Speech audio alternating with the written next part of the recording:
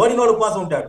Right. Mohan Reddy గారు, అంటే మీరు యాజ్ ఎ ఇండియన్ ఆర్మీలో పనిచేసినటువంటి వ్యక్తిగా అక్కడ పరిస్థితులు గతంలో ఏదైతే ఆర్టికల్ 360 అది ఉంది కదా, దానికి సంబంధించి కూడా 370 సారీ 370కి సంబంధించి కూడా చూస్తే అంతకుముందు పరిస్థితులు 500 రూపాయల కోసం కూడా రాళ్ళు వేసుకునేటువంటి పరిస్థితి, అంటే పాకిస్తాన్ వాళ్ళతో కలిసి ఇండియాని తిడుతూ అట్లా ఉన్నటువంటి పరిస్థితుల నుంచి ఈరోజు వాళ్ళు అక్కడ ఉద్యోగాలు చేసుకుంటూ కుటుంబాలను పోషించుకుంటూ ఈ టైంలో అక్కడ నెలకొన్న పరిస్థితులకు సంబంధించి కూడా వాళ్ళు కూడా పాకిస్తాన్కి వ్యతిరేకంగా ఉన్నారు.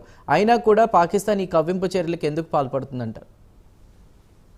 సహజంగా సార్, ఏ దేశమైనా కూడా కానీ తన ప్రజలకి సేవ చేయాలని, ప్రతి ఒక్క పౌరుడు స్వతహంగా బ్రతకాలని ఆ యొక్క దేశ యొక్క ప్రధానమంత్రి అనుకుంటున్నారు. అదేవిధంగా మన గౌరవనీయులు మన ప్రధానమంత్రి ఇండియన్ గవర్నమెంట్ ఇప్పుడు మన మోడీ గారు కూడా కానీ మనకు 1947లో నుంచి మనకు స్వతంత్రం వచ్చి విడిపోయినప్పటి నుంచి కూడా కానీ ఇప్పుడు గత కొంతకాలంగా మన ఇండియా ప్రపంచ దేశాల్లో ఆర్థికంగా సైంటిస్ట్ గా ఎంతో ఎదుగుదల అయ్యి మనం భారతదేశము ఇండియా అనేసి ఒక ఇండికేషన్ మనం చూపించడానికి మనకు తాపత్రయపడుతున్న వ్యక్తి మన గౌరవనీయులు మన ప్రధానమంత్రి గారు. ఇటువంటి సమయంలో ఈ పాకిస్తాన్ అనేది ఇప్పుడు కాకుండా ఆ రోజు నుంచి కూడా కానీ వాళ్ళు ఎదుగుదల అవుదాము అనే ఉద్దేశం అంటూ వాళ్ళకి లేదు. వాళ్ళకి 1971లో వార్ జరిగింది, అప్పుడు కూడా మనం సక్సెస్ అయినాం. కార్గిల్ యుద్ధంలో మనం సక్సెస్ అయినాం. కార్గిల్ యుద్ధం చూసైనా కూడా కానీ వాళ్ళు ఈ యుద్ధాలు అనేది వద్దు, మనం బతుకుందాము అనే లెక్క వాళ్ళు ప్రజలకు సేవ చేస్తూ మంచి వాళ్ళు ఆర్థికంగా కూడా సైంటిస్ట్ గా అభివృద్ధి అయ్యేదానికి చూసుకోకుండా ఈ మిలిటెంట్స్ ద్వారా చిన్న మనకు ప్రోక్సీ వారు ఎప్పుడు చూసినా మన లైన్ ఆఫ్ కంట్రోల్లో చేస్తూనే ఉన్నారు. ఆ రోజు నుంచి కూడా కానీ వాళ్ళకి ఎదుగుదల అవుదాము, ప్రజలకు సేవ చేద్దాము, ప్రజలు స్వతహాగా బ్రతినిద్దాము అనే ఉద్దేశం అంటూ వాళ్ళకి లేదు.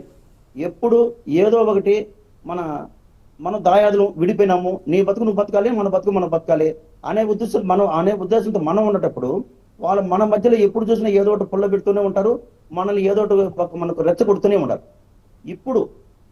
ఇప్పుడు మన ప్రధానమంత్రి చేస్తున్నటువంటి పని వాళ్ళని ఎలాంటి దెబ్బ కొట్టబోతాడు అంటే, ప్రపంచంలో ఉండే ప్రతి దేశం కూడా కానీ ఈ దెబ్బ మోడీ గారి దెబ్బ ఇలా ఉంటుందా అని ప్రతి ఒక్కరికి ఒక ఎగ్జాంపుల్ లాగా కలగబోతుంది ఇప్పుడు ఈ పాకిస్తాన్ను మనం ఇప్పుడు చేయబోయేటువంటిది.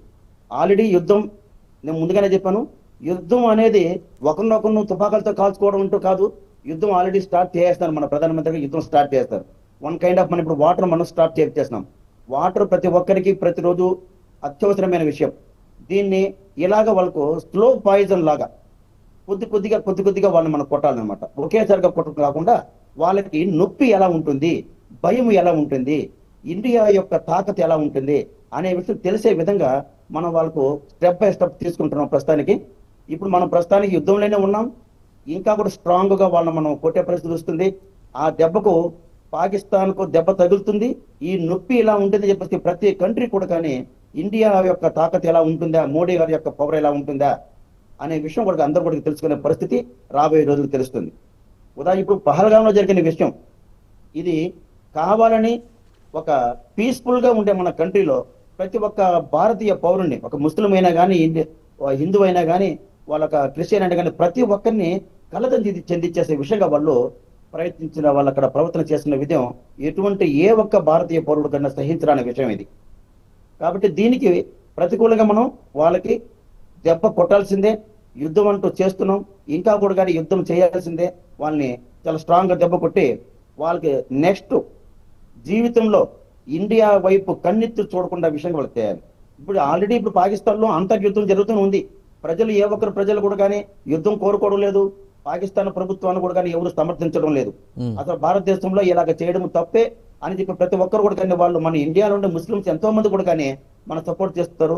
బయట కంట్రీ వాళ్ళు కూడా కానీ మనకు మోడీ గారిని ప్రశంసిస్తున్నారు.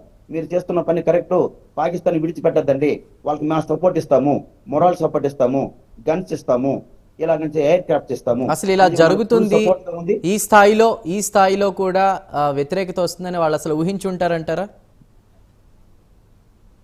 పాకిస్తాన్లోనా? అవును, పాకిస్తాన్ లో వ్యతిరేకత అంటే వాళ్ళకు పాకిస్తాన్ లో వ్యతిరేకత ఉంది ఇప్పుడు. ఎందుకంటే ఒక పక్క బెలూచిస్తాన్, ఒక పక్క ఆఫ్ఘనిస్తాన్ కూడా కానీ వాళ్ళకి ఇండియాను ఇలా చేయడం పొరపాటు చేపిస్తూ వాళ్ళు కూడా కానీ వాళ్ళని వెనక్కి నుంచి వాళ్ళు కొడుతున్నారు. మనకు ఏ పక్క నుంచి మనం వీళ్ళ మీద కానీ యుద్ధం చేశామంటే అసలు పాకిస్తాన్ కోలుకోలేని పరిస్థితి. పేరుకే మనం రాబోయే రోజుల్లో పాకిస్తాన్ పేరు ఎప్పటి నుంచో ఉంది కాబట్టి పాకిస్తాన్ చెప్పగలుగుతాము, కానీ నాకు తెలిసినంత వరకు మనం మోడీ గారు కొట్టే దెబ్బకి పాకిస్తాన్ మనకి Right. అక్కడికి ఏం కనపడదు రాబోయే రైట్ రోజుల్లో. రైట్ మోహన్ రెడ్డి గారు, విల్సన్ గారు, అక్కడ